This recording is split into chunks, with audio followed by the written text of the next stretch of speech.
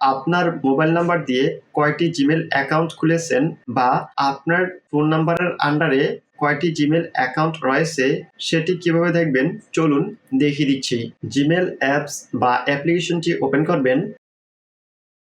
এখন জিমেল অ্যাকাউন্টের profile আইকনটিতে tap করবেন। এখান থেকে অ্যাড অ্যানাদার অ্যাকাউন্টে ট্যাপ করবেন। দেন গুগলে ট্যাপ করবেন। এখন আপনার ফোনটিতে যে লকটি রয়েছে সে লকটি দিয়ে দিবেন। ফরগেট ইমেইলে ট্যাপ করবেন। এখানে ফোন নাম্বারের ঘরে আপনি আপনার ফোন নাম্বারটি দিয়ে দিবেন। ফোন নাম্বারটি দেওয়া হয়ে গেলে নেক্সটে ট্যাপ করবেন। এখন ফার্স্ট নেমের ঘরে আপনি আপনার ফার্স্ট নেম এবং সারনেমের ঘরে আপনার লাস্ট নেমটি দিয়ে দিবেন। ফার্স্ট নেম এবং লাস্ট নেমটি দেওয়া হয়ে গেলে নেক্সটে ট্যাপ করবেন। কন্টিনিউতে ট্যাপ করবেন।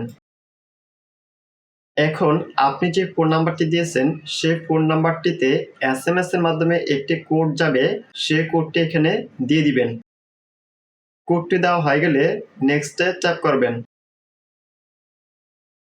এখন এখানে আপনার ফোন নাম্বারের আন্ডারে যে কয়টি জিমেল থাকবে সব কয়টি জিমেল এখানে দেখতে পাবেন। ভিডিওটি ভালো লাগলে ভিডিওতে একটি লাইক দিবেন, কমেন্ট করে জানাবেন।